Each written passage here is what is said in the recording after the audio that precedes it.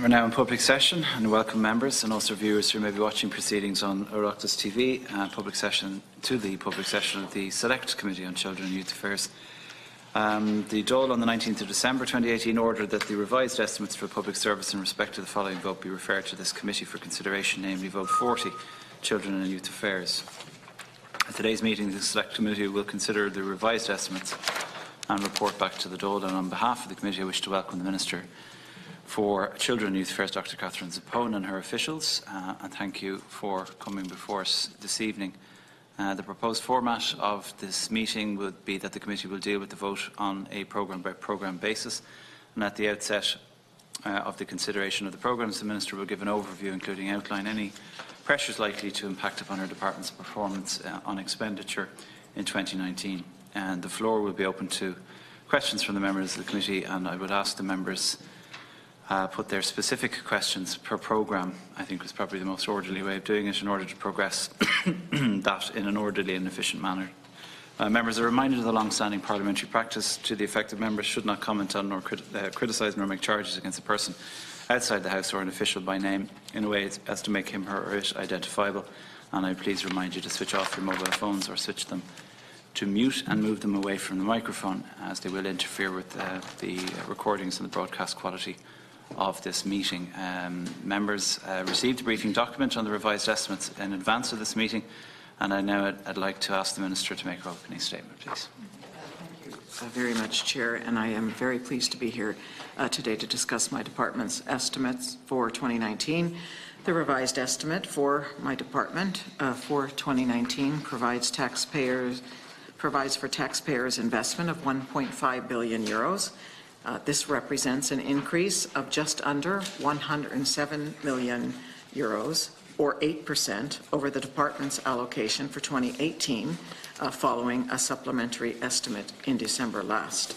As a result, my department will spend €1.478 billion on current expenditure and €32 million in capital expenditure during 2019. Approximately half of the vote is targeted towards public services that protect our children and provide for their welfare. Another significant portion is to continue our journey to build an accessible and affordable and high-quality early learning and care system. In addition to these areas, my department's estimate for 2019 contains provision for almost €63.6 million for youth services. These resources will fund youth services throughout the country, including services for those at risk of disadvantage, and help address some of the remaining challenges faced by LGBTI+ young people. Youth services funding represents an increase of €3.4 million, or just under 6% over the allocation for 2018. Other key areas of expenditure include €26 million for the costs of the Irish Youth Justice Service, including operational costs for the Oberstown Children Detention Centre, €19 million for the operational costs of my own department, €9.5 million for prevention and early intervention programs, which now includes the area-based childhood program and the PPFS program. €7 million for the intervention program for children and young people, €5 million for the Adoption Authority of Ireland, €4 million for the Commission of Investigation into Mother and Baby Homes, and just under €3 million for the Office of the Ombudsman for Children. I should note that the prevention and early intervention programs are now fully funded by my department, following the completion of the welcome contributions from Atlantic Philanthropies in previous years. Just to address a few words in relation to TUSLA, the Select Committee will be aware that the single biggest area of expenditure under my department's vote is on the budget of TUSLA, the Child and Family Agency. I am pleased to confirm that TUSLA will receive additional funding of €31 million in 2019. This will bring the agency's overall allocation to €785 million, representing an increase of 4% over the 2018 allocation. And when TUSLA was transferred out of the HSE in 2014 to become a statutory agency in its own right, its budget allocation was €609 million. In the 5 years since its establishment, this funding has increased by 29% to its 2019 levels of €785 million. In addition, I am making a further 3 million euros available to TUSLA from my department during 2019 for specific developments in supports for family resource centres and domestic sexual and gender-based violence.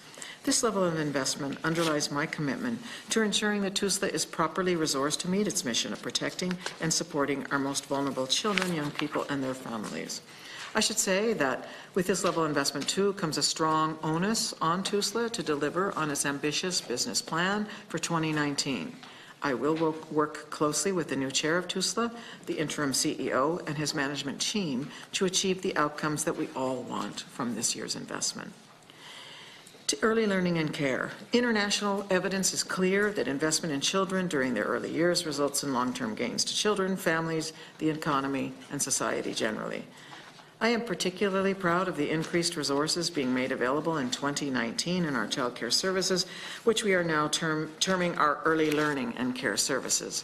I'm on record as acknowledging that the radical transformation that we want in this sector could not be achieved in 1, 2, or even 3 budgets.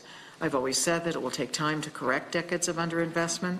And of course, as the members of the committee will recall, I received additional funding in 2018 for childcare services by way of a supplementary estimate.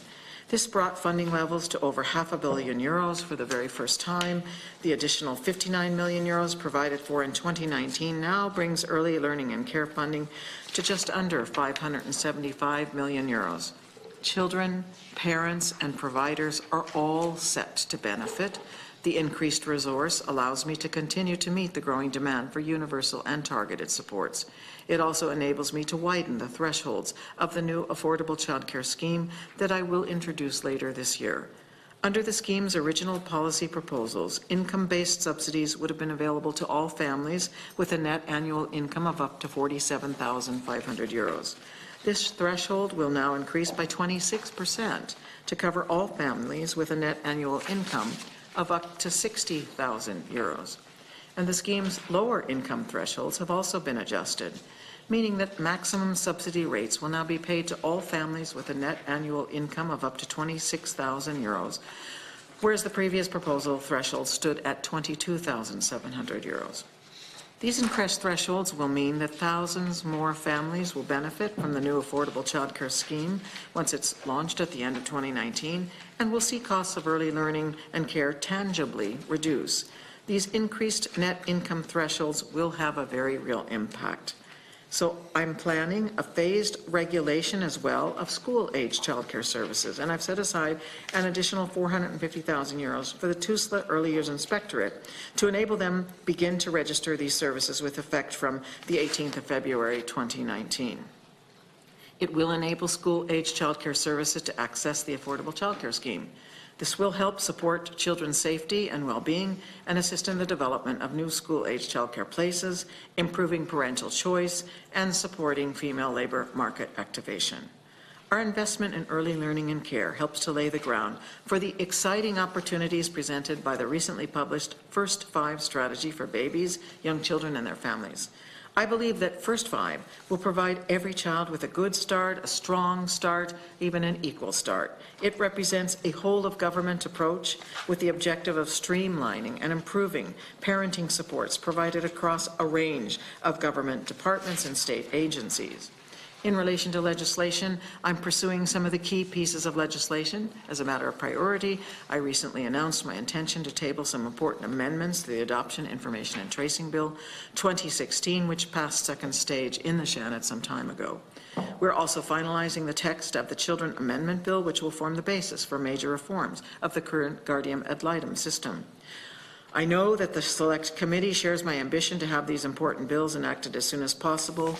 I believe that the significant increase in resources under my department's vote for 2019 brings great opportunities for us targeted development and an improvement of services. I will work closely with TUSLA, the early learning and care sector, my own department, and all of the stakeholders across the wide range of services provided to achieve the best possible outcomes and the best value for money that we can. We've already made good progress in recent years, and I am determined to press ahead with the agenda I have set out. Thank you very much, Minister, for your opening statement. any budget in any department that goes up year on year is obviously a positive, and I'm sure the members will have a number of questions in relation to some of the expenditure streams. I propose then that we start, as I outlined at the outset, with an approach as to each programme. So we'll start with Programme A, specifically children and family support programmes. To the members' wish. Deputy Sherlock. Yes, Chair, just in the context of the 4% increase, which obviously is welcome, and net total of 8%, it's all welcome.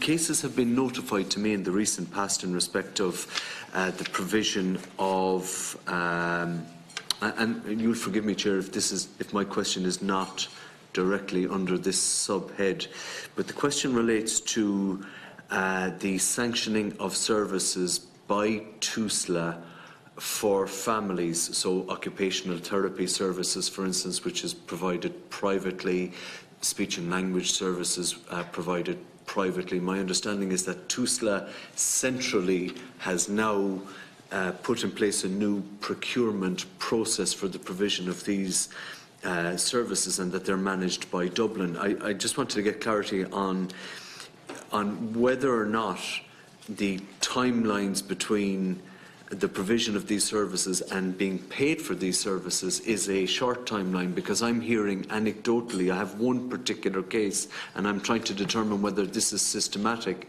whereby those people have provided services, but TUSLA are going back to court to seek determinations in respect of a family as to whether or not the services should continue.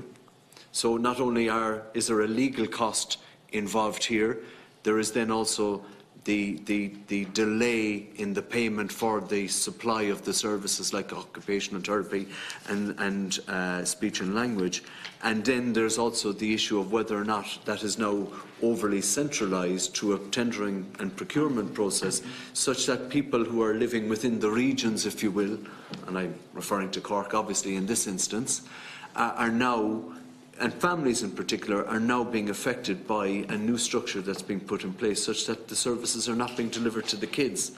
And the issue here under the subhead is the cost of procurement, the cost of provision of services, the delay in paying those who are service providers, and also the fact that TUSLA is seeking court direction on a case-by-case basis to determine the continuity of services, such as those very services like occupational therapy and SLT intervention. So I want to question whether or not the case that I'm referring to is systematic, and what the permutation of that is for service delivery to the individual child, and then to try and get some insight from yourself in respect of, first of all, the legal costs that accrue to TUSLA for, family services and the family support programme, and whether or not we are not providing services in a timely, whether or not we're providing services in a timely fashion,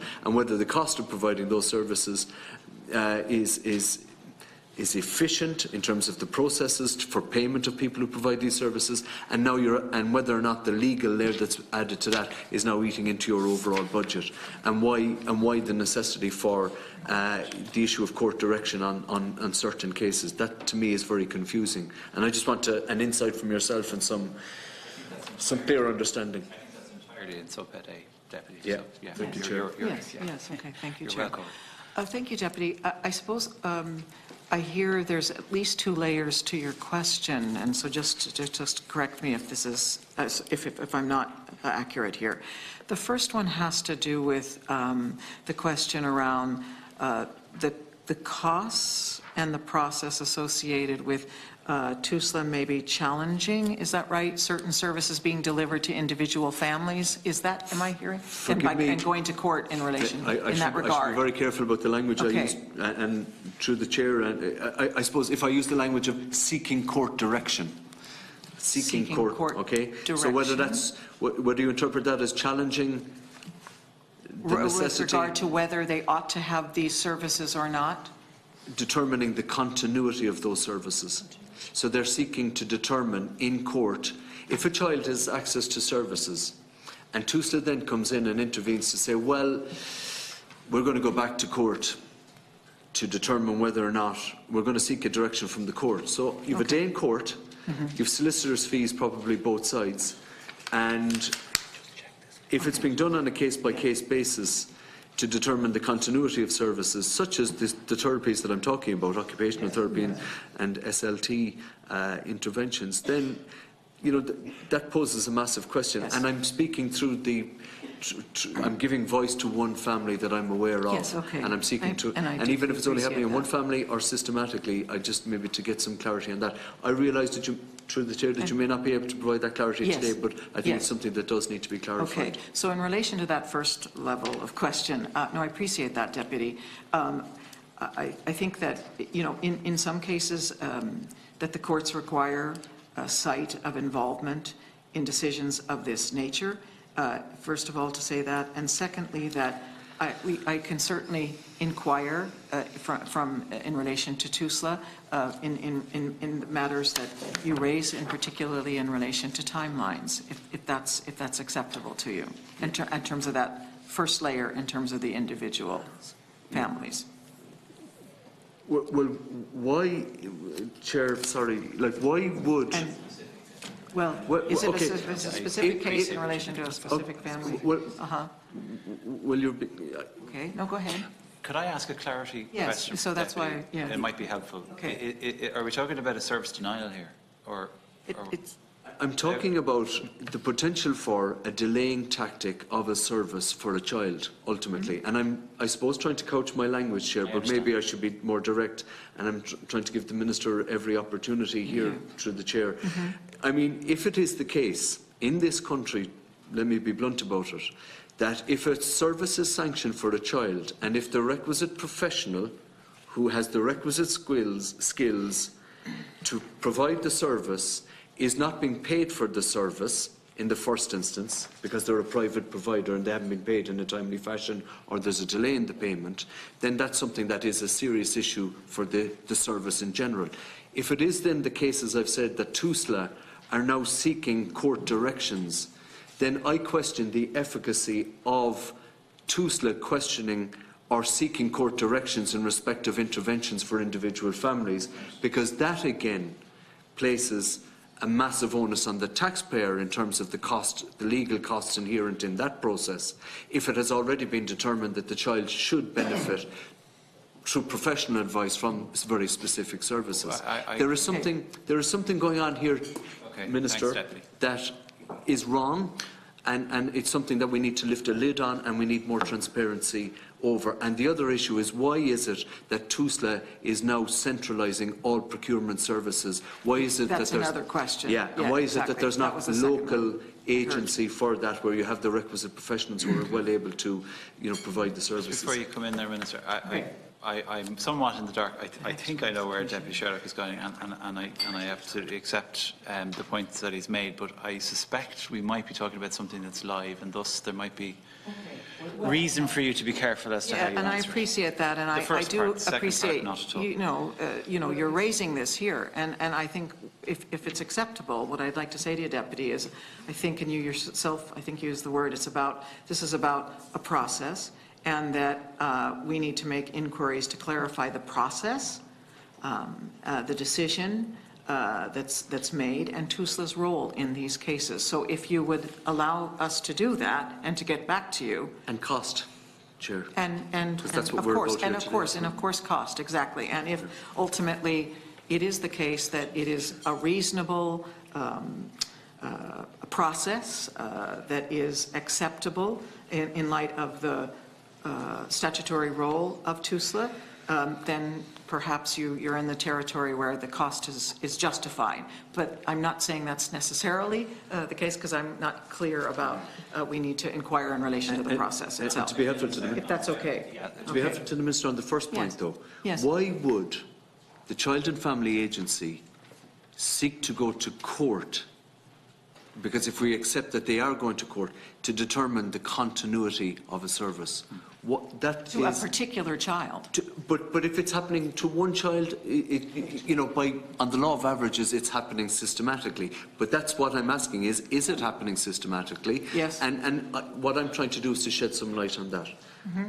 And I've offered you an answer that will come back to that. I appreciate that. Thank you, Chair. In relation to your second question, Deputy, I hear it as it is in the area of the territory of TUSLA is transitioning to a way of engaging with providers of services through bringing in a commissioning process that wasn't there before. And I know that this is it can be, there can be difficult aspects of this transition period.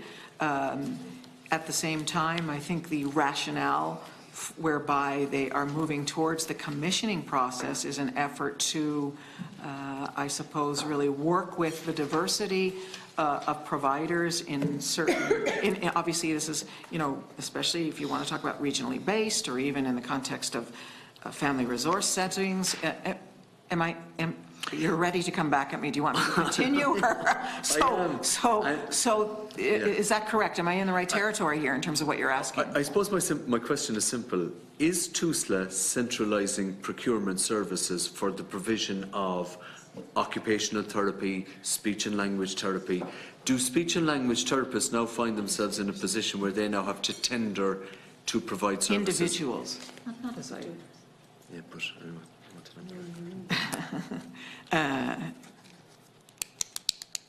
Because if you take CAMS, not as I understand it for individuals. Okay, but individuals. But you see, individual therapists. Oh, speech and language.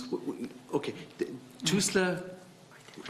Let's start. And again, maybe it's something that I need to check in terms of what you're asking.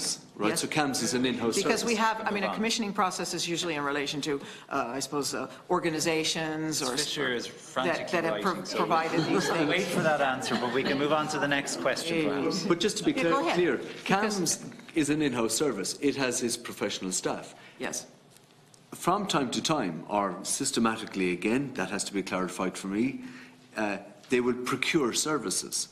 But the procurement process seems to be centralised in Dublin. And I suppose all I'm seeking is some sort of enlightenment or articulation from yourself as to what the process is. Because if it impacts on the delivery of services again to the child, and then I think what we need is closer scrutiny of that and what exactly the service is. And again, if the Minister doesn't have time to come back to me today, I'm happy to engage with her officials or herself at some future date. And I appreciate the questions, and I think I was trying to describe a transition to a new way of doing that. You're raising some questions in that same territory, I think, and perhaps what could be most useful if TUSLA came in and presented to the committee on their general approach to commissioning, and in that context you can raise these questions. I'm happy also to come back to you directly by talking to them. I'm just saying. I think there are lots of dimensions to the questions that you're asking, and it's not clear to me. And that's why I asked you, Deputy. Are you asking questions in relation to individual therapists and whether or not a national agency should? I thought I was clear about that, Chair. Sorry. Yeah. You see, look. Again, it comes back to cost. If we're talking about a cost reduction or a cost efficiency in relation to the provision of services, and if you are tendering, for services in Dublin for the provision of services in Cork, for instance, there is not an understanding, and I'm modest enough to say here that I do not understand the process. Right. I'm not afraid to ask a seemingly stupid question. But what is unclear to me is whether or not there is a tendering process that is centralised in the first instance, and if that is the case, does that have an impact for the provision of services? Does every single provider who is not a statutory provider, like a CAMS, for instance, have to procure or tender for the services that they provide?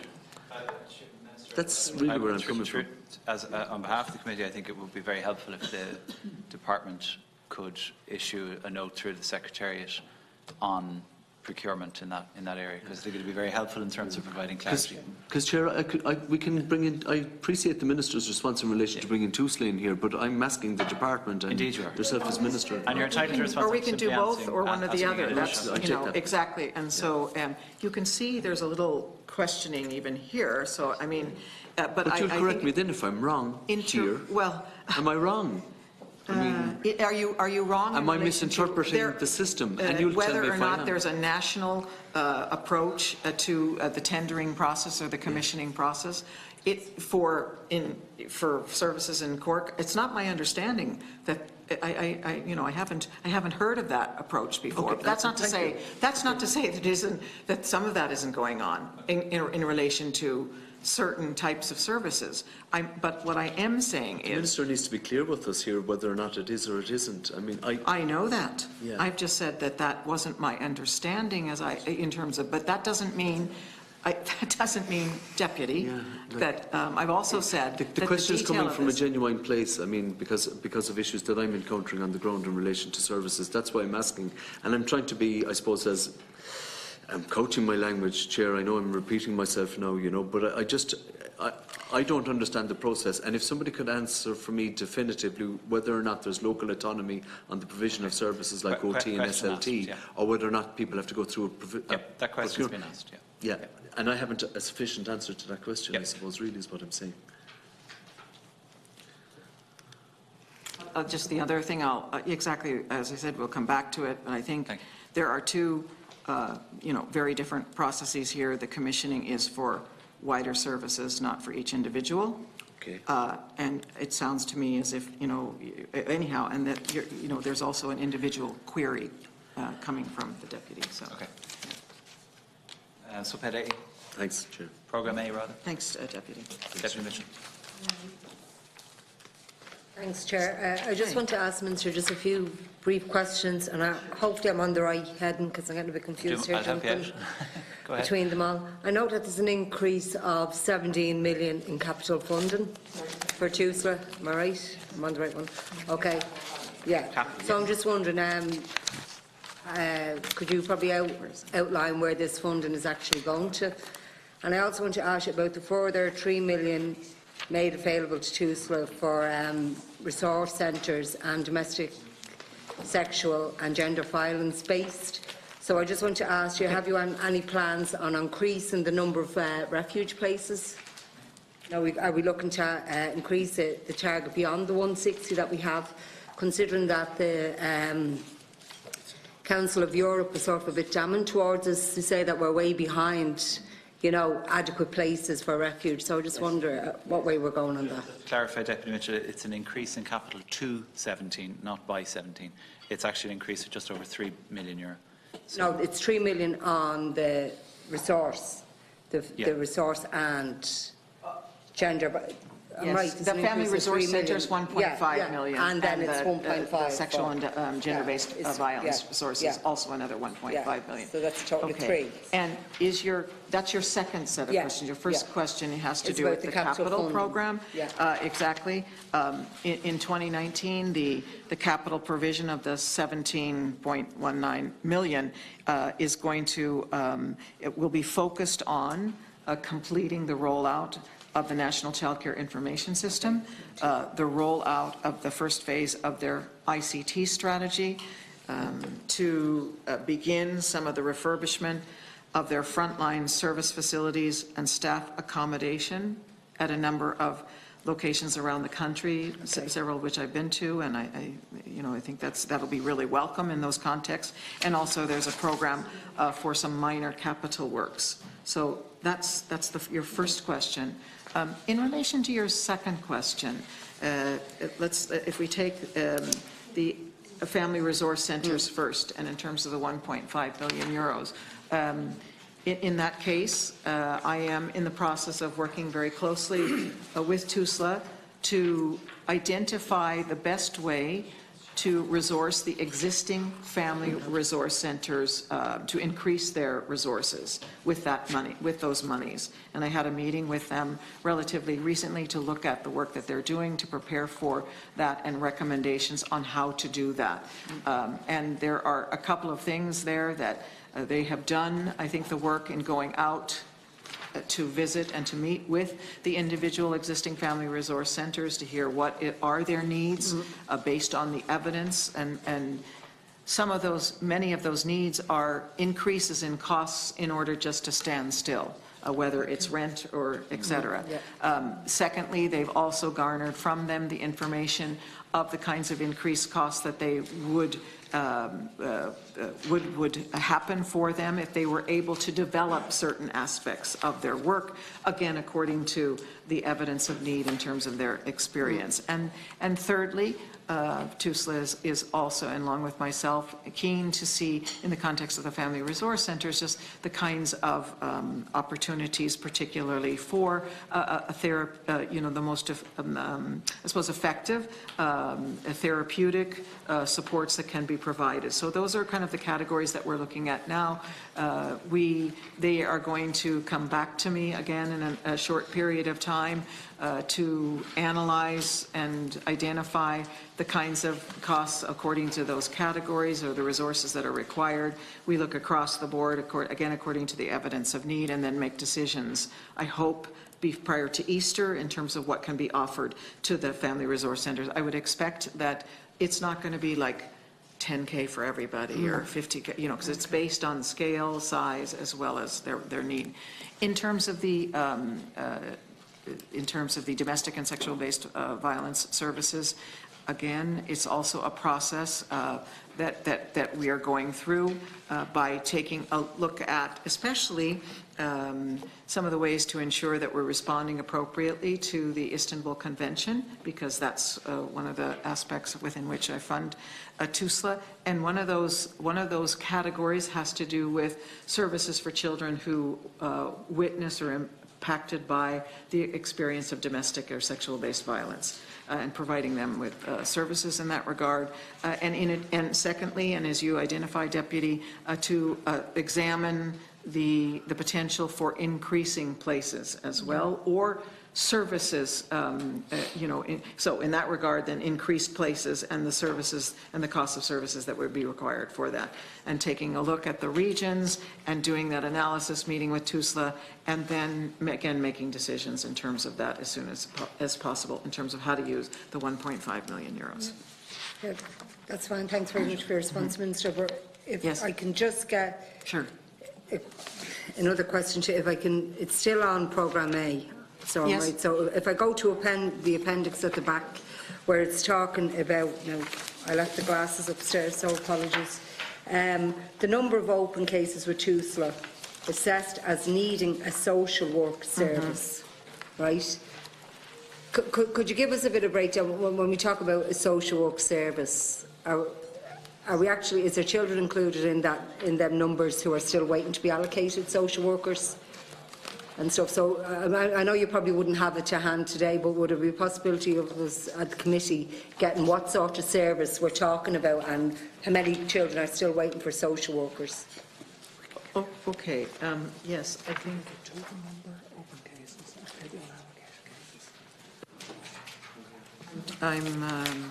Here we go. Okay, excuse me. Thank you. Right here. The total number of open cases with TUSLA that are assessed as needing a social work service, exactly. In 2019, they're expecting that would be, 2018 was 24,891, and in 2019, expecting 25,696. Is that the specific question that you're asking? Yeah, thank you. Yeah, that'd be the question. So I would appreciate if, obviously you wouldn't have it today, to hand, but if you could just give us back the information of what services and of course, absolutely. Thank you. Thank you. Deputy. Yes. Thanks, Deputy Mitchell. Deputy Rabbitte. Yes, thank you. Thank you very much, Sure. Minister, for your presentation and everything else there. I suppose I'm going to, something I picked up in what Deputy Sherlock said. I'm just wondering, it's to do with legal fees, how much of the TUSLA budget would be paid out in legal fees, if you don't mind me asking? What percentage would be on an annual basis? Of course, not at all. Skip that. Oh, I thought I did. Just if you pause for just a moment. No hassle. And yeah, go on. I can ask another question Go while ahead. somebody's looking Thank for you. that. Yeah. No problem at all.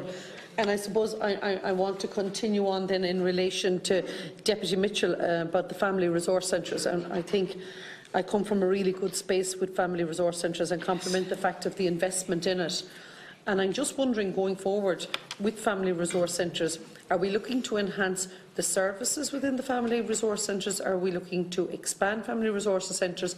Are we going to look at investing in the staff within the family resource centres? Because some of them are working on just one or two people and they technically need to have the three. And I'm just wondering, like, have you done a review of your family resource centres to see where they work at their optimum? Is it the 3 staff, the 2 staff, or what have you?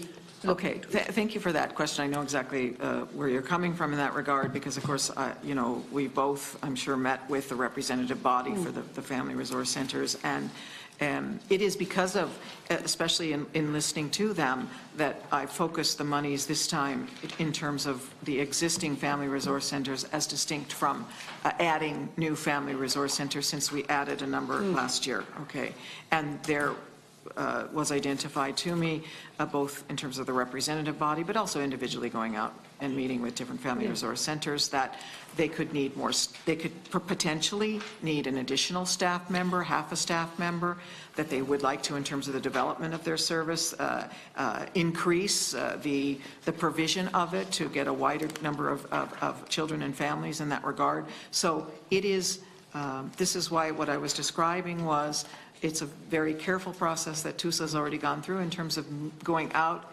meeting with each of the individual family resource centres, listening to see what is it that they want, what is it that that one family resource centre would be necessary, as I said again, just to stand still in terms of increased costs, and secondly, in terms of development, what additional costs would that be?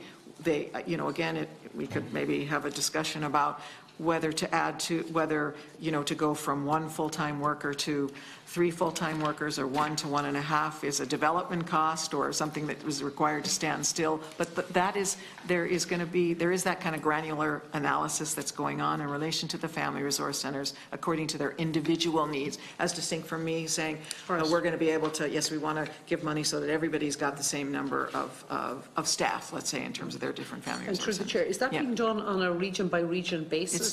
It's being done according to the individual resource centres. All right. Yes. All right. Meeting them. All right. Yes. That's okay then. Yes. And last time, Minister, when we took the vote in here, we discussed historical and retrospective cases, and was really about the setting up of the unit within TUSLA. And I'm just wondering, at what stage are we within the unit? For the retrospective cases. Okay. Have we that unit set up? Is it being manned out? Is it fully staffed out? Where is it in its development? And have we a budget set aside for that particular unit? Okay, I'm going to come back to that in just a moment. Can I go back to your first question? Yes, great. In relation to the legal costs. The legal costs, exactly. So I have a figure here. Legal costs for in 2018 were 28.3 million euros. 28.3 million euros. Yes. And legal costs? Correct. Exactly. Wow. And how many firms would have benefited, or do you know? I don't know. I don't think I have that information to hand, but we could certainly get a breakdown for you in that regard. Thank you. That's a considerable amount of money. It is. 3 billion. 28.3 million. It does, and it does include GALs, Deputy Rabbitte. Oh, it does include GALs. All right. So aside from the GALs, then, what is the payout in legal fees aside from the GALs bill? Well, it's about 7 million on Guardium and Litem. So what will we do? So that's 21.3. 21.3 million. Yes. And that's on legal fees with various cases aside from GALs. Correct. And is there when you look at the pie chart and that, is there any way it's divided out as to what sort of payments and what it's attributed to? Let's see. Yes. Okay, here we go. In terms of, again, by the end of the year of 2018, third-party council fees, childcare, 599,000. Yes. Third-party solicitors' fees, childcare, 657,000. Contracted legal services, 11,542. That's just coming, sorry, 11 million, excuse me, sorry, yeah. 11,542,000. Contracted, Minister. Sorry? Could you be more specific as to? Contracted legal services. And outside of, in other words, outside of the TUSLA itself. Yeah, outside of TUSLA itself. So not their own internal, is that correct? That's right. Yes. I presume that's tendered and all the Yes, rest of it. yes, yes. Would you like me to continue? I mean, actually, I have a sheet here which I can provide the committee, or I can read it That would be into great. that. We could Or I can provide read it it through. into That would be fantastic. Okay, Thank you. exactly, in terms That's of the fantastic. breakdown, yes. And I suppose the last question was just in relation to the historical case unit within Yes, TUSLA. exactly. Especially of the retrospective cases, I think is what you were focusing on. I'm sorry, here we come.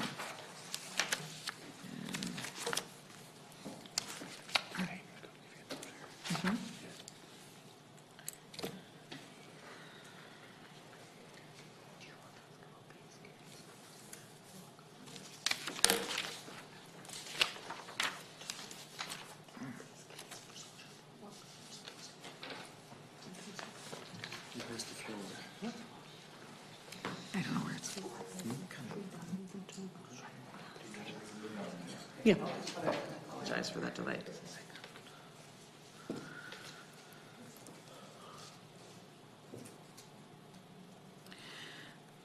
Okay, and I think this addresses some of your question, that the work, you know, obviously on retrospective cases is ongoing, but it's also being monitored by the expert assurance group that was established as a result of the HICWA statutory investigation.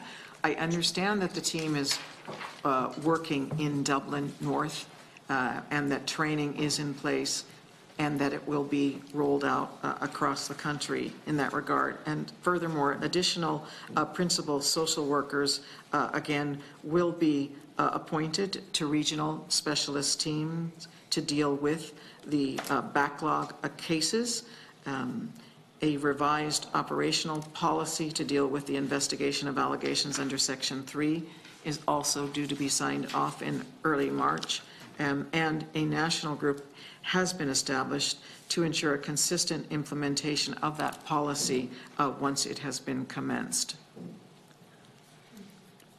Go ahead. Just a clarification question, Minister. What is the budget then that's left aside for it, and what is the proposals? How many within that team? Or do you know? Or even just the budget for it? Sure. I don't know if that's separate. Again, we can come back to you if All right, that's that's okay, okay. because I don't know that we have a specific budget line in front of us in that regard. Yeah. Thank you, Okay, Minister. Thank you. I appreciate Neville, the question. please. Yeah, thanks. Hi, Deputy Neville. And again, if I'm off the point, sorry, I'm trying to wrap this up before I go at 5:30, sorry.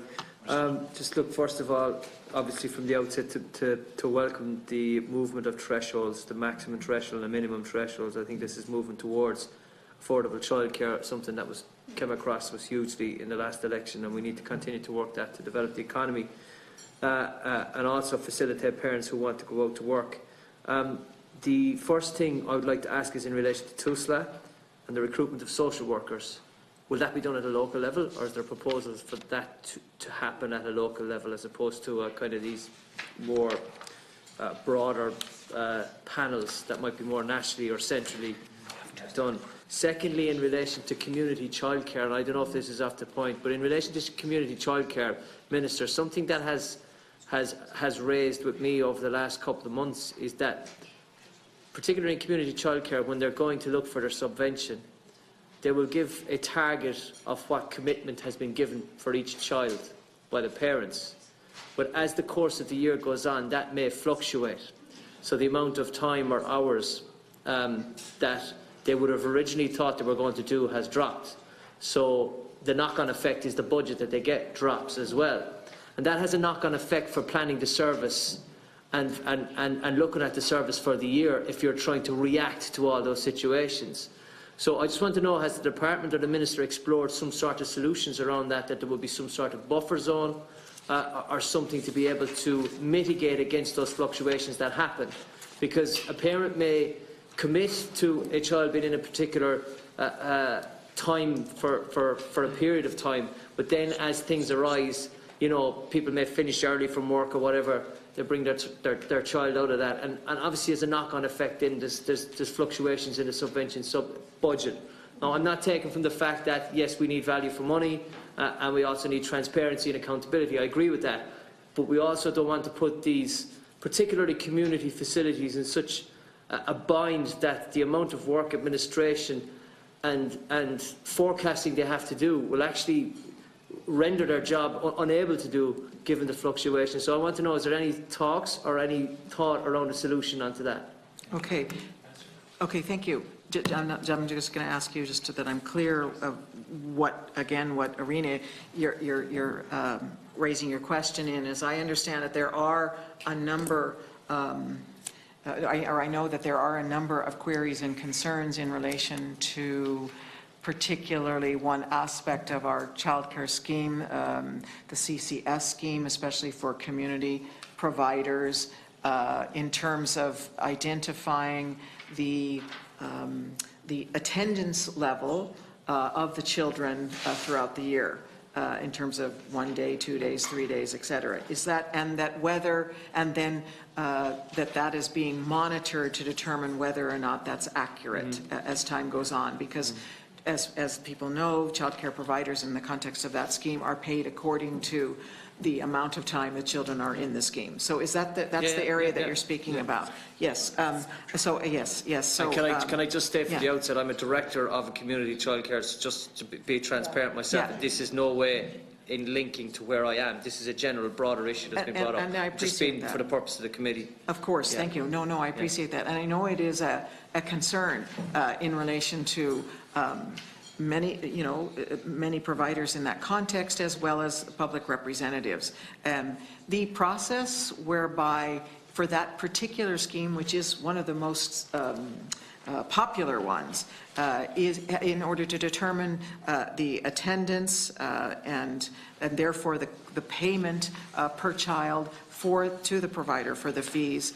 It has used in the past what they call effectively a snapshot window, where they identify a period of time, about 4 weeks. They ask the provider to take a look at what is the attendance of the child during that period of time, to determine the trend, record that in terms of the Pubble system, and then eventually TUSLA may come along to see whether that was done effectively as accurately as possible.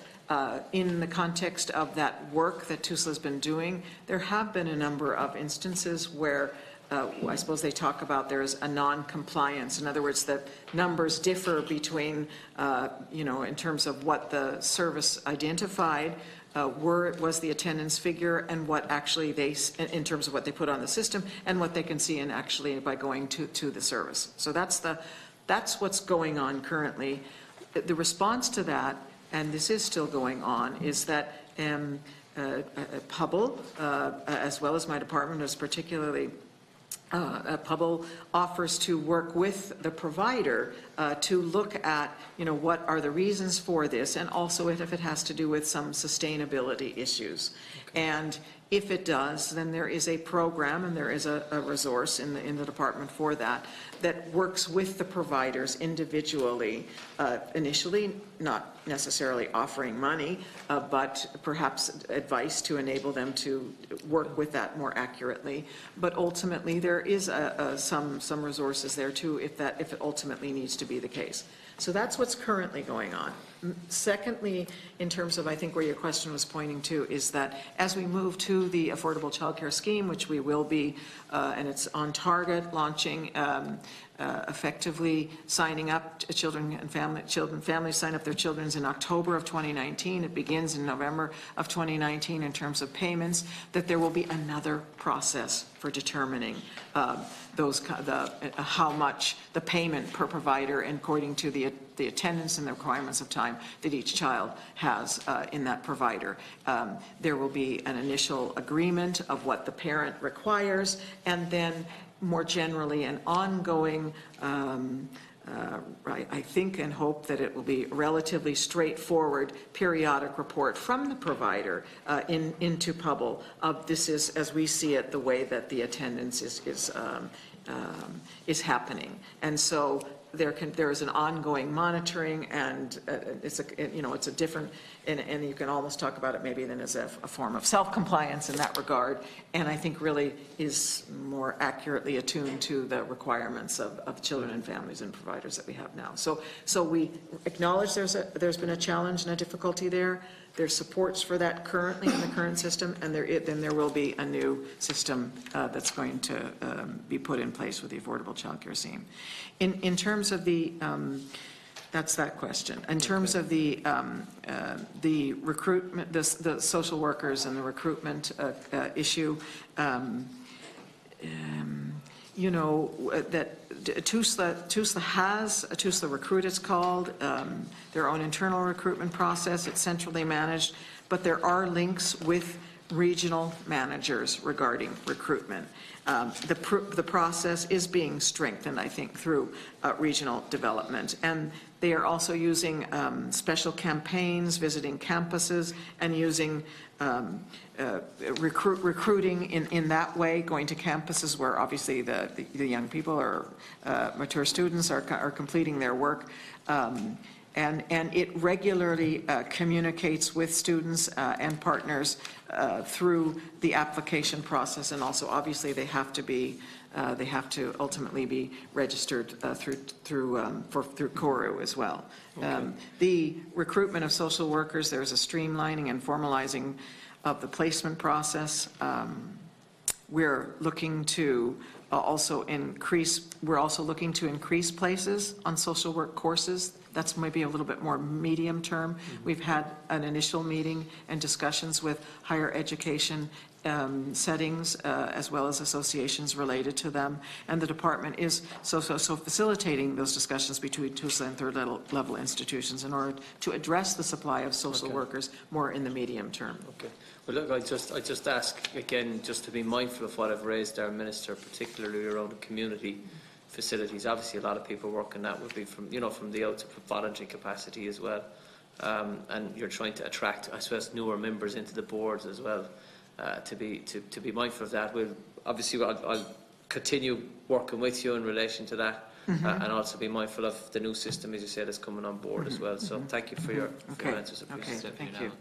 Before we conclude Programme A with Deputy Chambers, I just want to come in myself on a couple of points. Just in relation to that, the chairman of TUSLA, Mr. Rabbitte, was before us last week, as the Minister is no doubt aware, and mentioned that specific matter that Deputy Neville mentioned in relation to broadening out the recruitment methods for social workers. And I mean, you touched upon it there in terms of your engagement with the Higher Education Authority. Mm-hmm. Can I ask how far down that road are you, or how long have you been in that process? I suppose it's probably a more appropriate question. There has been an initial meeting with those organizations, but as a result of that too, certainly one of the key aspects that they identified was it's relatively straightforward, and they would welcome an opportunity to increase places in terms of the courses. A little bit more challenging is that because of it's a professional degree, that as part of that they are placed in certain settings in order to support their learning, and they need to find more settings. So we're setting up a subcommittee in order to support the finding of additional placement settings for the social workers. And that will continue. Yeah, no, I was just going to ask something specific, which is in relation to whether the Higher Education Authority would be able to identify certain courses or students who might be attracted into the sector, given the difficulties that TUSLA and indeed the HSE have in recruiting social workers, and given the net loss, I believe, albeit small, but still a net loss of social workers to TUSLA in 2018.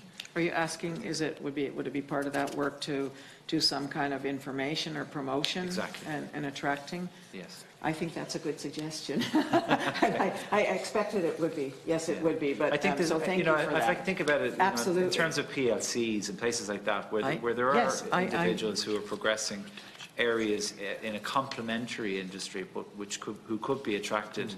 Perhaps, if a second-year student is doing well in a PLC course and realises that this is something they wish to pursue, they might not look at that avenue, and perhaps if there was information available to them, they might consider it.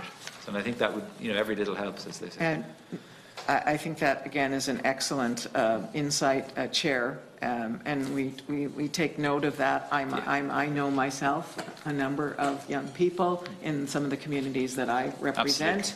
Absolutely. Who would love to go into social work because they've been the benefit of it. I was accosted by a young lady in a shopping centre in Swords only the other day. Why she was watching Pat Rabbitte and the committee, I don't know, but she was, and it was an area that interested her, and the conversation ensued. Yes. So I'm so glad that's helpful. you. But can I ask just a question in relation to Oberstown? In 2018, there was €3.6 million expended on capital, and this year the outlay is €2 million. Could you provide me with a breakdown as to what was expended and what is planned to be expended? So what was the money spent on? Okay. I'll continue if that's okay. I have the exact figure. Just check. The other issue then in relation to staff, there was I understand there were 110 personnel in TUSA, an increase of 110 personnel in TUSA. Would it be possible for you to provide us with a breakdown of those? Are they all in one particular area, or are they all over the place? And if they are, if you could provide the committee with a breakdown of that. I don't mind waiting for those answers, Minister. Okay. I really don't. Okay. Then okay. Thank you. The other one then, just going back to Oberstown, but on the current side, again, in relation to staff, personnel, security, etc., could you outline to the committee the budgetary increases that are being provided to Oberstown for the purposes of staff protection, which has been an issue, as the Minister well knows, has come up over the last number of years. Do you believe there is sufficient funding there in order to provide those additional safeguards for personnel, and in particular then again in relation to health and safety? If you could provide an answer to that, would be appreciated. Thank you. Maybe, excuse me, just starting with your question in relation to capital in Oberstown. Are you asking about 2018 or 2019? 2018, 2019, 3.6 versus 2 million. Sorry, versus? 3.6 million, 2018 versus 2 million for 2019. Okay. If you could identify. Well, for I certainly have for the 2019. That's Oberstown specific. Yeah, exactly. Yes, I suppose the variance on the capital costs, first of all, relates to a timing of demand-led maintenance, which is difficult to predict. Secondly, I think in relation to 2019 itself, there is less of a need now in relation to the capital improvements, because those have gone on. Yes. The capital provision for 2019, though, will lead to construction of a fire track on the campus, a demolition of certain buildings that are now obsolete, and following the completion of the capital development on the campus. Well, so that's more generally. The demolition is welcome news, yes, Minister. Yes, exactly. Okay. Having been up to the campus a couple of times, I know you have. definitely, and I fully appreciate there have been historic expenditures on upgrades because of perhaps foresight issues going back to the delivery of the new building, which I witnessed firsthand. But Deputy Chambers, do you wish to on programme A, please? Yeah, thank you, Chair. Just two questions. One was on the pay scales for social care workers, and just if anything has happened on that front. And the second is in relation to the Children and Young Persons Services Coordinators, that entire programme, the CIPSI programme. how much went on the SIPSI programme in 2019? SIPSI program. Yeah. Okay. And then just one final question has there been an increase in expenditure in admin in 2019 in comparison to 2018? Because one of the points we'd raised previously is that in order to free up some more social workers to do the work of social workers, that they would get some additional admin support to try and do, you know, the basic like letters and typing and minutes and assisting with meetings. Thank you. Okay, thank you. Let me just take your, sorry, you also asked about pay scales in relation to social care workers. I think we probably need to, maybe I do have it. Yes, we'll provide that to the deputy. You don't have that exact detail here. No problem. In relation to your question about the administration and the way in which, administrators in terms of staff mix effectively, is that what you're asking about? Additional supports for social workers. And additional supports, exactly. Because, well, there's two things about that, I suppose, is that you know, one of the primary aspect, I suppose, is that in increasing the number of administrative support workers, that would free up our social workers to do more of the job that they have been trained to do. And that is, and I think we maybe have some figures in terms of increasing administrative staff in terms of, certainly in terms of the 2018. So we'll just see if we've got them right here. But that is that's the intention, and also as that happens, then the fact that we aren't able to recruit as many social workers as we require, there's some of that, I suppose, the intensity of that and the disadvantage of that reduces. This also, so that's the first point. But secondly, this also refers to the importance of the multi-annual strategic workforce plan that TUSLA has been working on for some time now. And it will encompass their capability as well as their capacity planning. They are working on a plan that is rooted in evidence in terms of how to manage their talent as well as their types of workers that they require. It is they have 5 or 6 key strategic themes, which would have to be recruitment, retention, organizational design, supply. They have to look at how those differ across the regions, as well as across the types of kinds of work that is required. It is not finished yet, and one of the reasons for this is certainly there's been a couple of drafts that have gone before the board. I, in the last while, had the opportunity to appoint many of board members. I appointed 2 human resource experts, and I expect that bringing that expertise to examine that workforce plan means that they have called for a little bit more detailed work in terms of the complexity of, it sounds straightforward that if we just bring in more administrators, that would help us with the social workers. But it depends, and that is true, we all know that, I suppose that's true. What mix actually is the optimum? How will that work in the different regions? How does it impact the panel, et cetera? The panels that they establish, those are all the things I think that are being dealt with in relation to the workforce plan, and I think when that comes, and we expect that that will still come within the next short period of time. Minister, just on that point, yes, are social workers themselves being consulted? Because I think, maybe it might be worthwhile asking them what they need. Yes. If you have 5 or 6 social workers in the same office, yes, perhaps they will tell you if we had one admin person between 5 or 6 of us, yeah, that would make a huge difference. So thank you for that suggestion. Exactly, and I don't know absolutely whether they do or they don't. I can't imagine that they haven't, but it would. You're absolutely right. That would assist significantly in the agency. Currently, there's approximately 180. Oh, sorry. Okay, that has to do with. Also, there's the issue in terms of the kind of agency staff, in terms of they're bringing in too, because of the not enough in recruitment in terms of the social workers.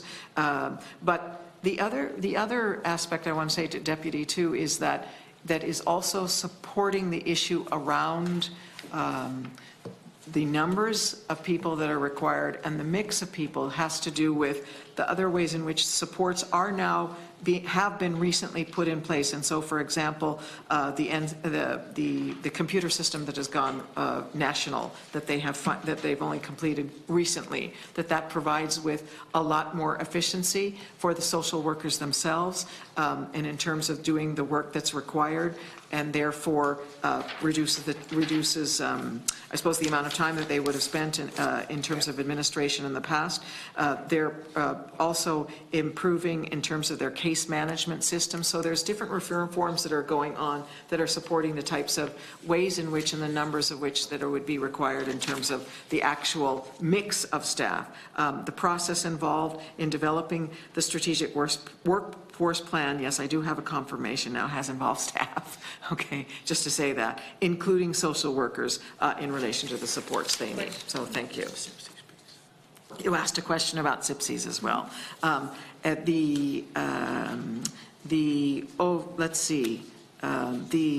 The funding that's available is 2.4 million. What was? I don't know if that answers your specific question that you asked. Just to ask what money has been allocated to SIPC for this year. So that does then, yes. 2.4 million? 2.4 million euros. For 2019? For 2019, yeah. And how does that compare then to 2018? Was there an increase in funding? I'm sure we do have a comparison, exactly. So we'll come up with that. Yeah, thank you. They're an important structure. Yeah, and just in terms groups of people. Yes, absolutely. I think it's a very worthwhile project because there are lots of different organisations and agencies providing services to young people, but obviously the role of the coordinator is to try and tie all of those together and get better efficiencies and I suppose maybe better outcomes for young people and for children. Yes. In terms of the allocation of those resources, the 2.4 million for 2019. Allocation for what, sorry? The allocation of the 2.4 million. Oh, sorry, for the SIPC, yes. Is that done on a SIPC by SIPC basis? So say that this Lee Shoffley, for example, is one SIPC, County Mayo have their own SIPC. Do they all get an equal allocation, or how do you go about allocating the funds, or is it based on the population of children, for example, in that area?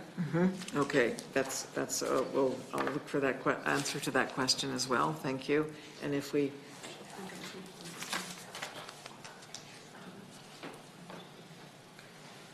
We'll have to get that answer. Yeah, we'll have to come back to the deputy in that regard. I think it's a good question. Yeah. Have you been provided with the answer to the question I put to you in relation to resources available to Overstown in regard to personnel vis-a-vis health and safety, given historic issues? And then the other matter that I raised was in relation to... Yes, the health and safety. And, the additional staff. Additional staff. The breakdown of staff. Is that something you have? Okay, I don't think that we have that here, but what I can say just generally in terms of our engagement is that we're satisfied that the resources are there to provide the health and safety concerns that you've raised, and that obviously we know that has been in the background. Yes. I can provide you with more detail in that regard, but we're satisfied in the process of working through the budget with them that they have what they need. Okay, okay. Well, perhaps a note to the Secretary on that. On those two issues, staff and allocation, that it would be helpful. Yeah. Okay, so then on Programme A, if all the members are happy, we'll move to Programme B. You've covered a lot of B. Yes. Which is fine. Deputy Mitchell, please. Hi. Just a few bits in Programme B, and I'm sitting here and I really welcome a lot of stuff in this. There seems to be increases across the board in Programme B, but just on the intervention programme for children, like there's really some good positive stuff going on here. The bag of book pilot scheme and stuff like that. So I just want to, if you can, you may not have it, but we're talking here about a lot of stuff being piloted. Yes. Have we started it? Where is it being? And because there's really great stuff happening in there, like the Big Sisters, Big Brothers mentoring camp, mentoring programme, and the baby box. Yes, which I know is one of yours. So where are we actually with some of these things? Certainly in terms of the, in terms of the, you're really looking at the category of interventions. Yeah. And B8. What I would say is that Certainly the Big Brothers Big Sister program, it's not a pilot. No, that's it is, it's been running with Freuga for a number of years, and it is, I think that operates, in a strong way with a number of services being provided in that regard. It received $792 million in 2018 and had a target of 500 community-based matches with 2,430 school-based matches. So it's a big program. In terms of the certainly, for another example that I think you identified there, the therapy demonstration project that myself, along with the Department of Education and also the National Council for Special Education, the HSE, a lot of money contributed for a demonstration project for 2019, 609,000 euros. And the intention, though, is that it would demonstrate and evaluate the model for that amount of money with the hope of effectively identifying that this is really one of the best ways in order to provide those services, especially a speech and language therapy as well as occupational therapy to children in a way that they actually have access to them when they need them. As we know, that's a difficulty generally in terms of the way that it's being offered or not currently. It involves 75 schools, 75 early learning care services. So that's I suppose that's why we're calling it demonstration as distinct from pilot, and would anticipate, and the money's there to evaluate with the hope of that we could move forward and scale that as now. So that's a little different than certainly in terms of the baby box, or we also talked about the book bag, that approximately 100,000 euros has been allocated for each of those for 2019, just to pilot to see what kind of response there would be, and as a result of that, I would hope that, some more significant investment can come, but these are new ideas, and so that we thought that was the best way to proceed. Thank you, Deputy Mitchell. Thank you. To Rabbitte, please. Thank you very much, Chair. Minister, in relation to the youth organisations and services, very welcome again, an increase in funding there. Can I just ask, and I don't want to strain into other issues that are going on or anything else like that, but it's just a question. The allocation of funding to youth organisations and services, is there any prerequisite of boxes that need to be ticked other than that they're a youth organisation? And when I ask that question, what's the undermining of that question? It's in relation to safeguarding. That is there particular boxes when groups make applications that there is certain terms and conditions that they must adhere to? The fact of the matter being is, if it's youth, it has to do with children. Obviously, we have to do with child protection. And is there boxes that need to be ticked? And does the department follow up on it? And would you be referring to then, I suppose, especially their compliance with the Children First? Absolutely, and Minister. the safeguarding statements and absolutely, yes, Minister. Yes, so that's yes. I don't want to stray into something that could be another meeting. Exactly. That would be integral too. And does the department then, Minister, carry out an audit on an annual or biannual basis to ensure that those boxes then are ticked? We link in with people at the NYC. Yes, I think, well, first of all, exactly, there would be, and I'm sure as the deputy would know, a lot of the different, some of the funding programs and processes come through our partnership with the National Youth Council of Ireland. You would also know that there's a number of different types of funding schemes as well. So if it is in the context of the National Youth Council of Ireland, the partnership that we have with them, yes, those kinds of things, yes, are identified, and that it is some of their role and responsibility in administering some of those aspects for us that incorporate that monitoring or ensuring that happens. So I think that's, sorry, and the same with the ETBs as well, yes, which is where exactly, again, some other funding is distributed in that way. All right. especially All right. for youth and youth services. It was Yeah. just, and I think it's important for people. Absolutely. It would be a question that would have been asked a lot Yes. in the last number of days. Of So course, thank you very much. Okay. In relation to the ECC and the AIMS preschool programme, I have to compliment the AIMS preschool programme and the wonderful work of inclusion that it does. Yes. Without a shadow of a doubt, Minister. I'm just wondering, while we were totally accepting what's here in front Yes. of us, but going forward, is there a pathway, or what way is that going to be developed? Because it's such a good model, okay, that have you just spoken to the minister? This is on a sidebar really, because I'm complimenting it really, but I'm just wondering if the Minister for Education, or is there other people you could share best practices with as to how it doesn't finish at 6 years of age? The aim with the aims. ETSI? Yes. Exactly. So is there any way that, is there a conversation taking place there? Because we all talk and we're all very interested in early intervention, and it works incredibly well. And I think if we go back to what Deputy Sherlock was talking about here in the beginning, that when you find something that really works, and you can really find that a child is benefiting and making the progress that they need to make, that it's an awful shame to think we hit 6 years of age, they got into junior infants or whatever, stops.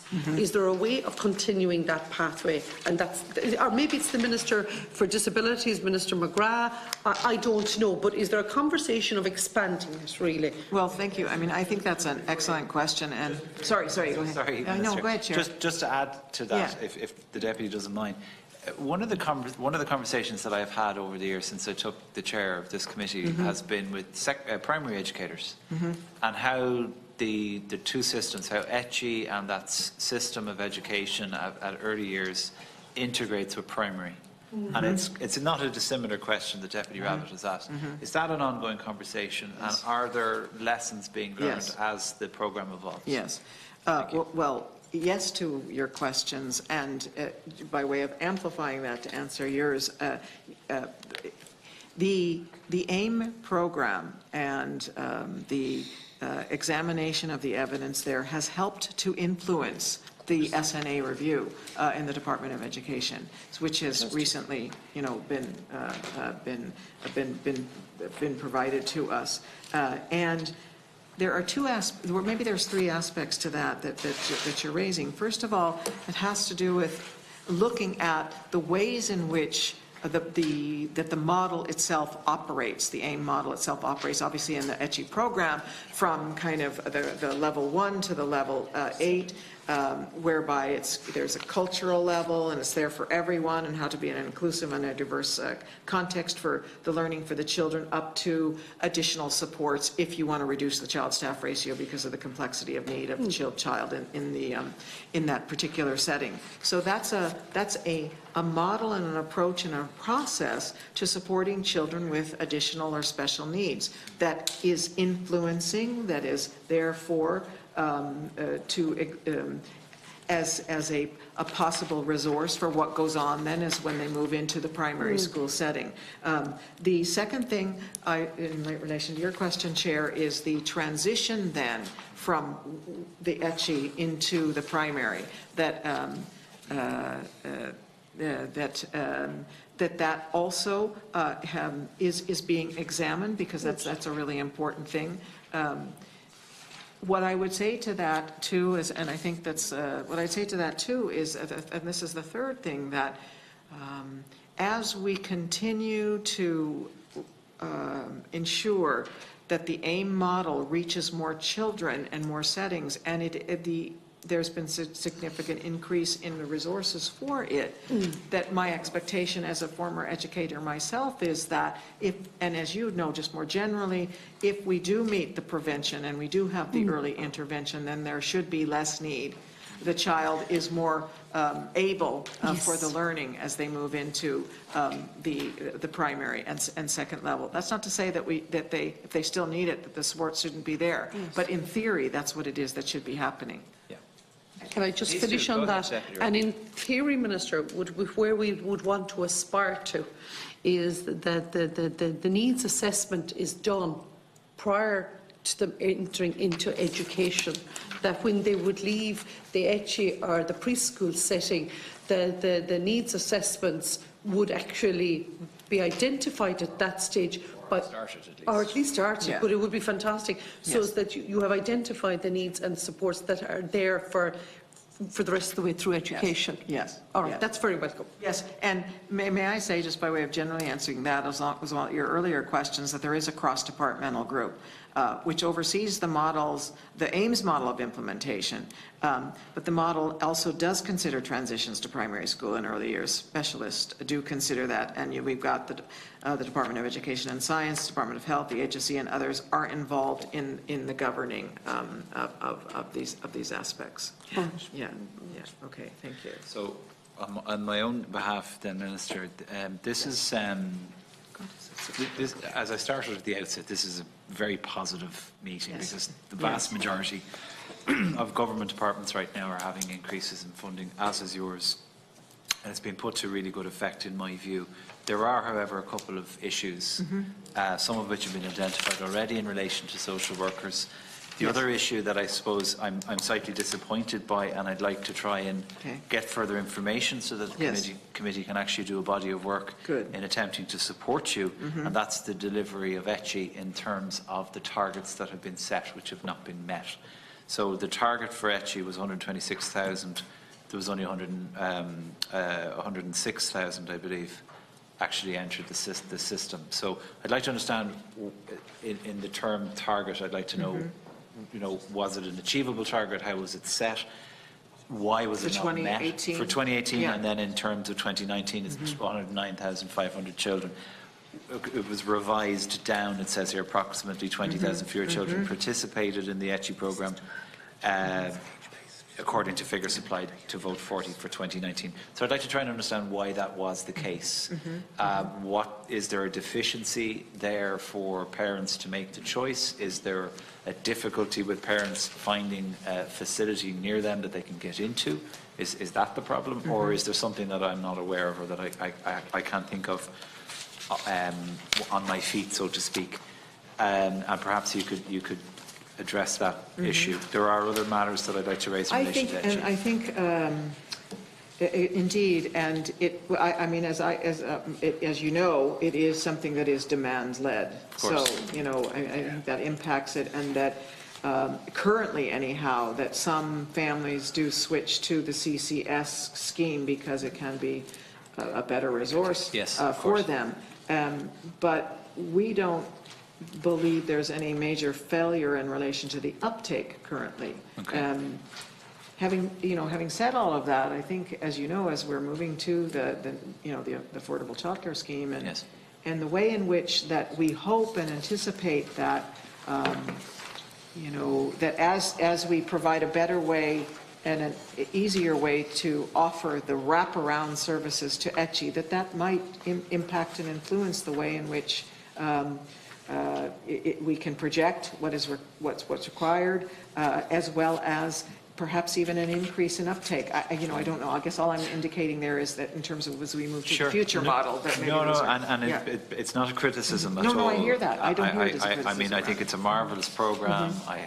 Both of my children have gone through it. It is incredibly beneficial to young boys and girls around the country, and of course, it's incredibly beneficial to their parents too.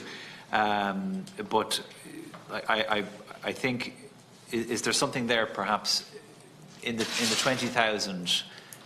Is there a fair percentage of those who you know for certain went into CIS, or is there an element of assumption in that? Is there something within the programme that isn't working for parents, for instance, that we can or cannot identify? And then the thresholds, or the age limit issue was resolved in 2018.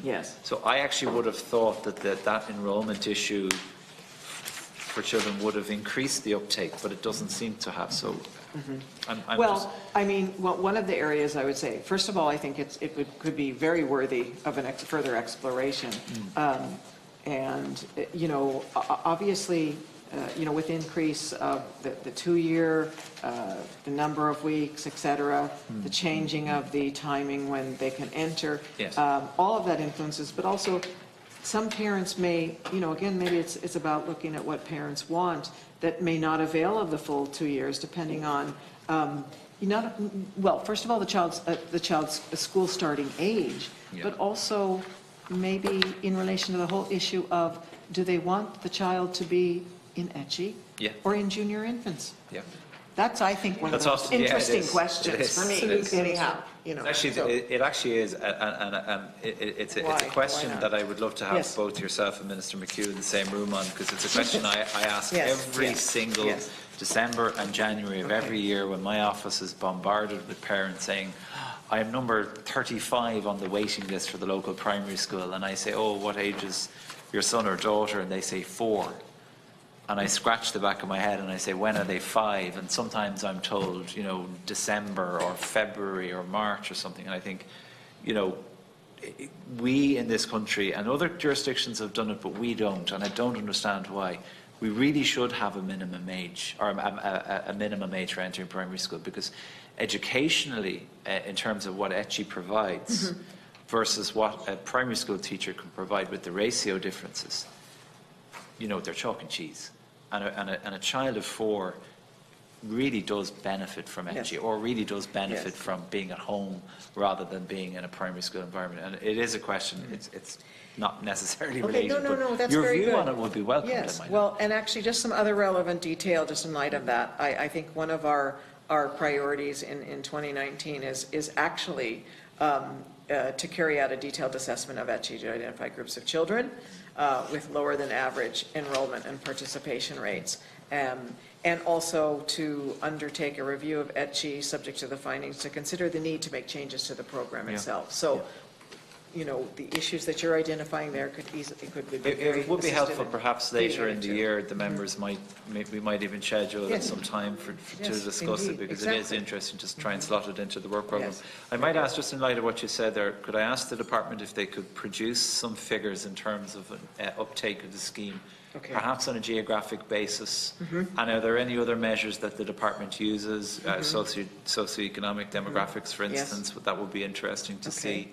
In terms of what would be beneficial and what wouldn't. Deputy Rabbitte. Thanks, Chair. And I'm just wondering, just to add in as well, as part of that measure, if you are conducting it, is capital funding an issue for some of the preschool providers who mightn't have had the space to provide the second year when it came in, which was welcome, and the extension of it?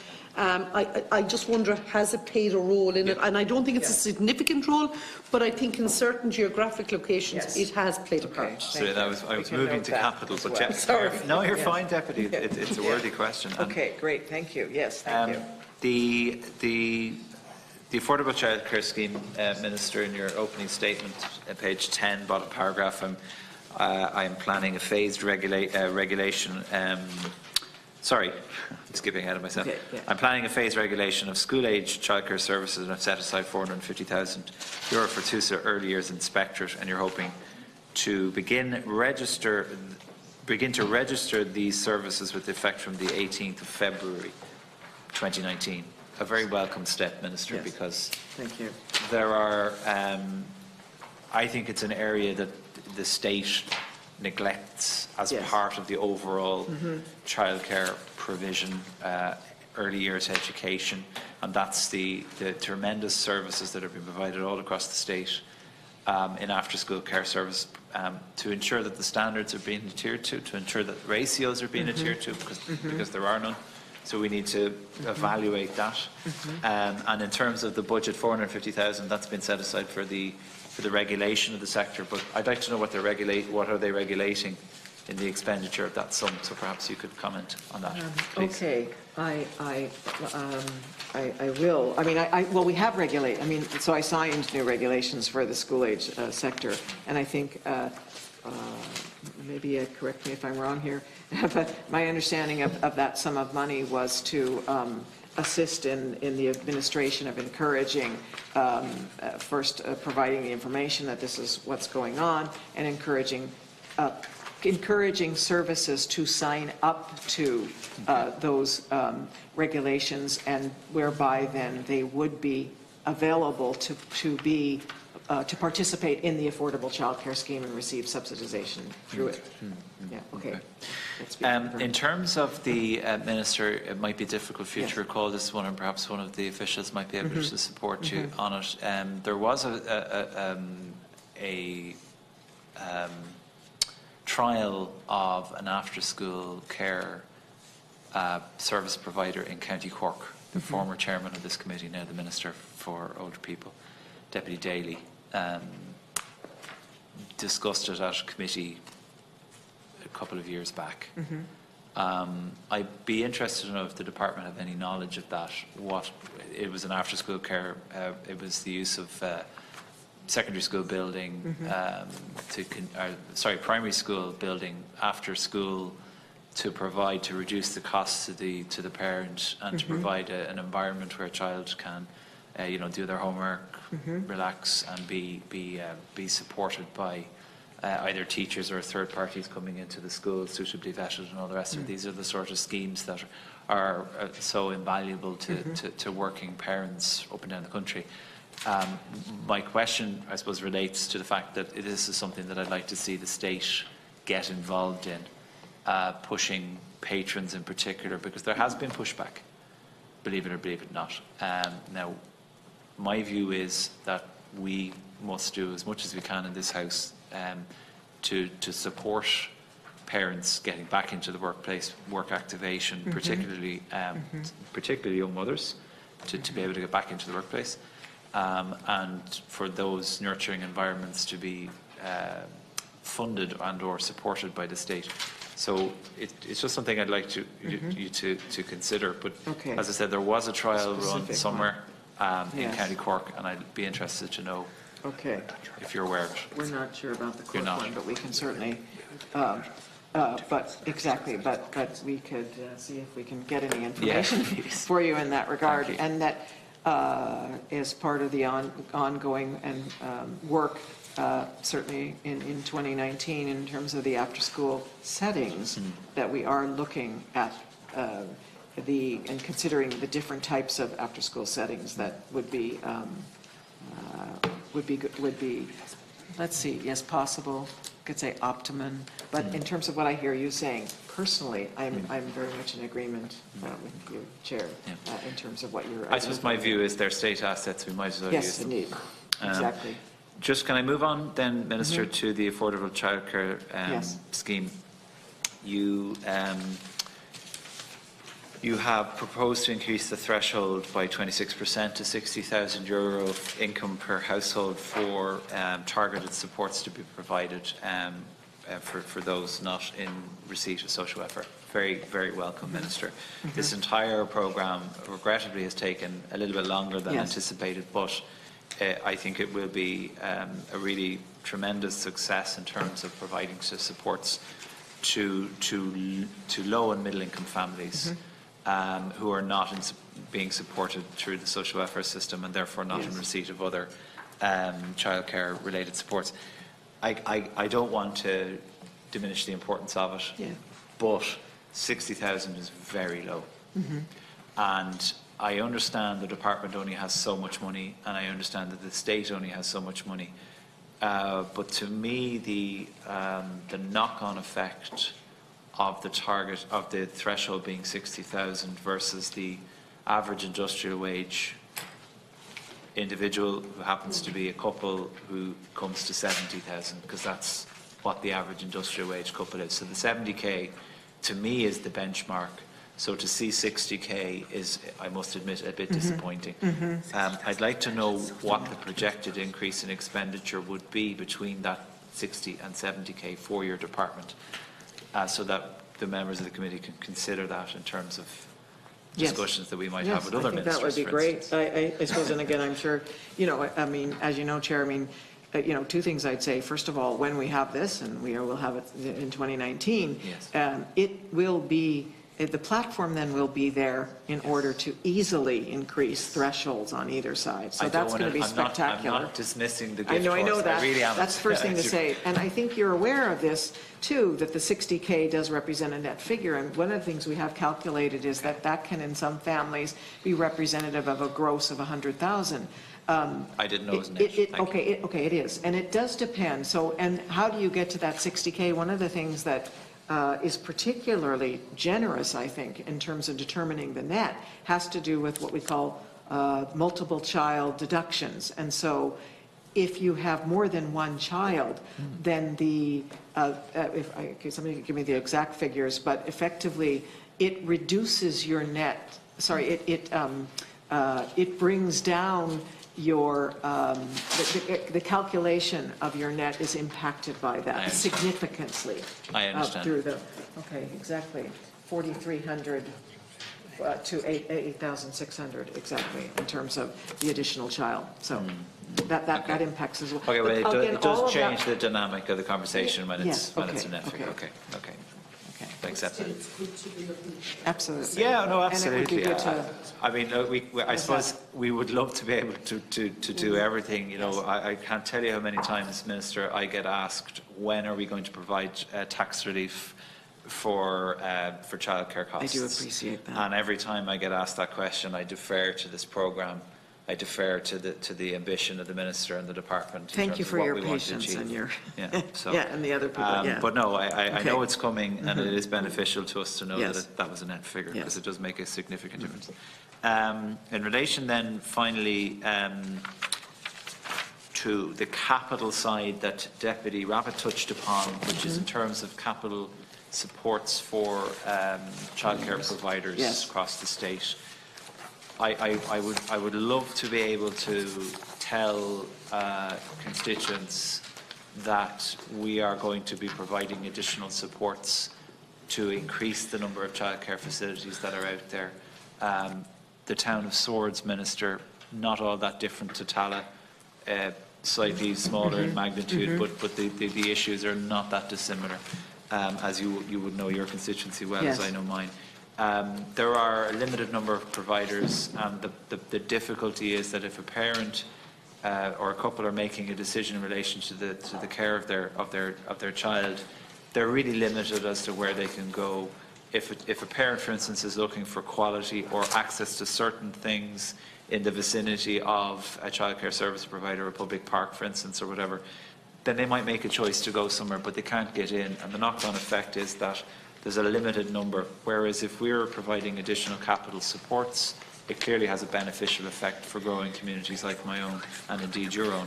So is that an area that we're going to look at in terms of increased capital expenditure for those services? And if you could make a comment on that, please.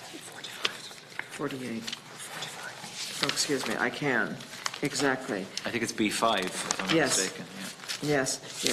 Yes. Well, you know, here, let me answer in a couple different ways. First of all, I mean, I understand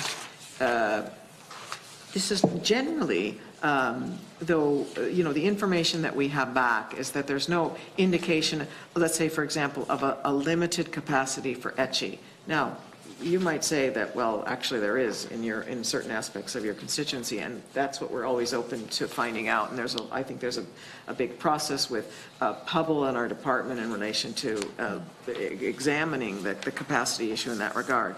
But what we do understand, though, in terms of capacity, and that's where the capital investment for 2019 is targeted then, is that there is an issue with spaces for 0 to 3-year-olds.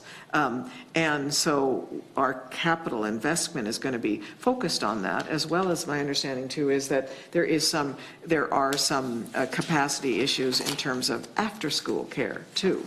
And so that's where the capital is going to be focused on, or school-age care in terms of 2019. If it's more beyond that or more generally, then I think that, and you're aware of that, you can feed that into us and we can go and examine it. You know, we don't want there to be any problem with capacity for families anywhere. No, and I appreciate that. Okay.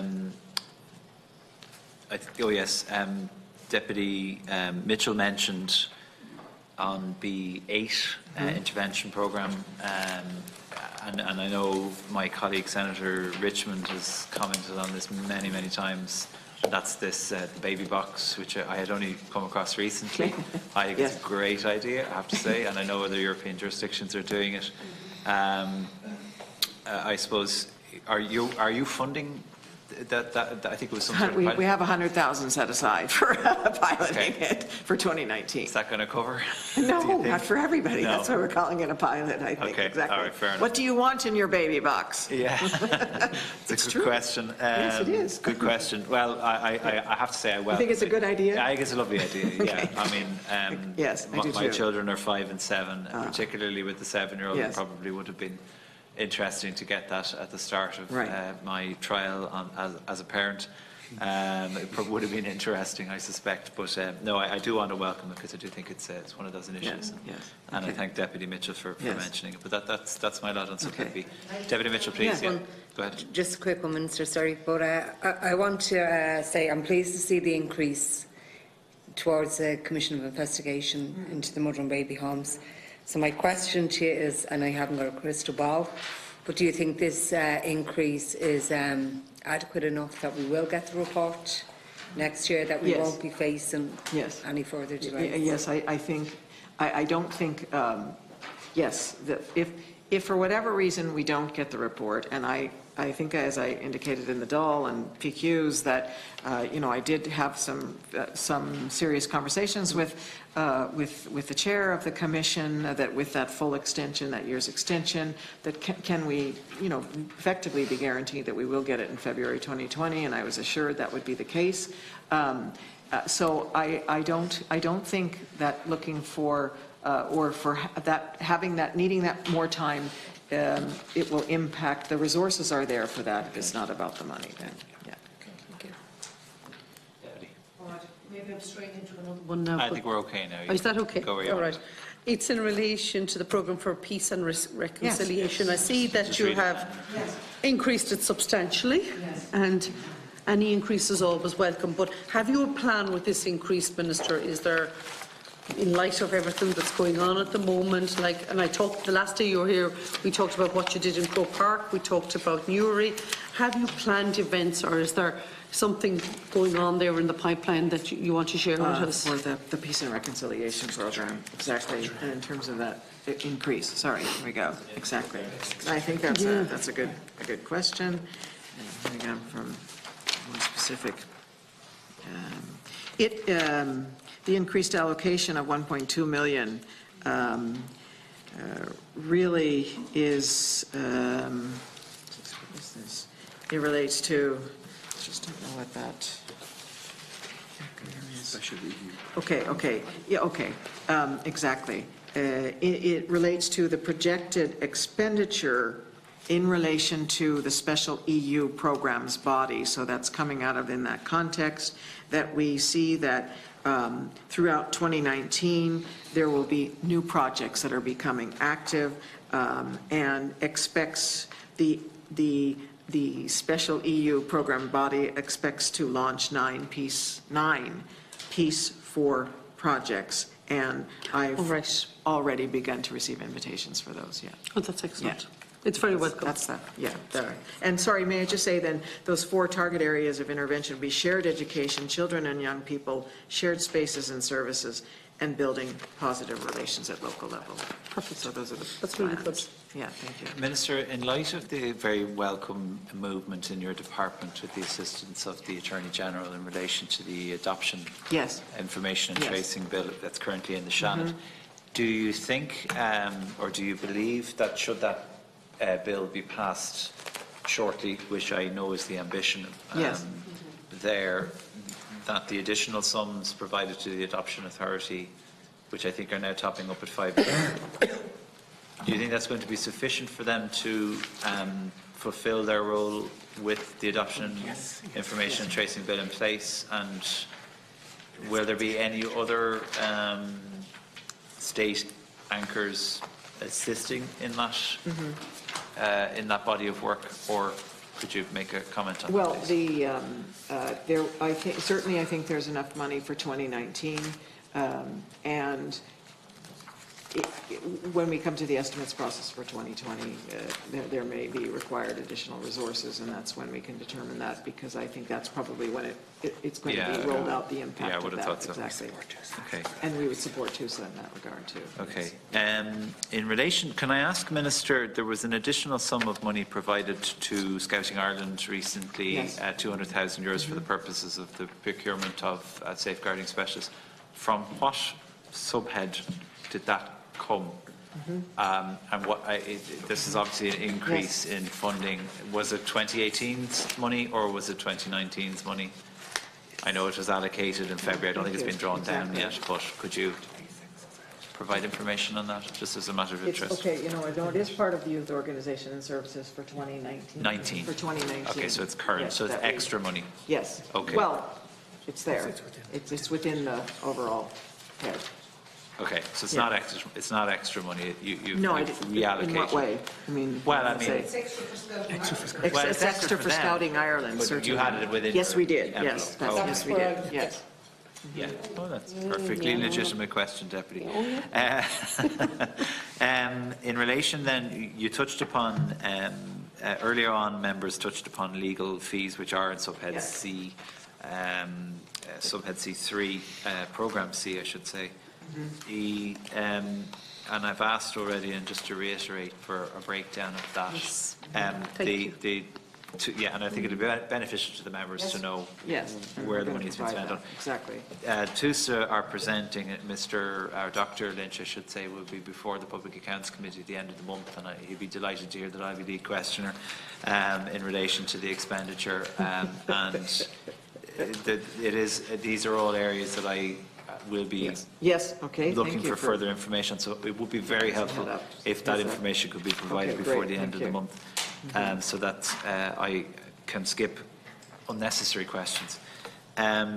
Minister, in relation to the Ombudsman for Children, given the increased, well, quite bluntly, the increased amount of expenditure that your department and other departments are spending, the increase in our population, our birth rate, which is fairly static at the moment on the increase side. The Ombudsman's office obviously facilitates both TUSLA and indeed your own department in fulfilling its various statutory obligations. Is there any focus on, or are there any scope for additional supports to be provided for the Ombudsman in order to fulfil the challenging role that they have, in conjunction with TUSLA in terms of their statutory function? I often look at the fairly small amount of money that's been provided to that Ombudsman and wonder whether it is sufficiently resourced. It's a matter that's come before the Public Accounts Committee in the past, that I can recall from last year, a debate by a couple of members who are not members of this committee who quizzed it. Perhaps you could make a statement on that, please. I think generally, I think that that's an excellent question, and grounded in very helpful rationale. The 2018 outturn was 0.198 million below allocation. Okay. And it was, I suppose, due to not having a full complement of staff in situ for the whole year. In terms of what we have increased it to for 2019, my understanding is that has been welcomed and effectively accepted as what's required for that year and their capacity to grow for 2019. Can I just ask a quick question in relation to legal services? I'm sorry, just to go back to it. It's just a question I didn't ask. It just occurred to me. The monies that are allocated, the 900,000 the Minister mentioned, that's in the subhead C3. That's for the department? Yeah. Yes. A lot of that money, I would have thought, would be on historic matters. Yes. So, do you expect that there will be a decrease in the near future in that area, or are we going to see it staying similar to the 900K? Yes, I think we would expect that, and I suppose because Indeed, the provision is largely earmarked to meet the emerging costs relating to the legal challenges with the constitutional referendum. Can I ask another question, Minister? Does your department or agencies have anything to do with any of the inquiries which are ongoing in terms of funding them? Or is it all been done by I don't, the chief which states? inquiries, like?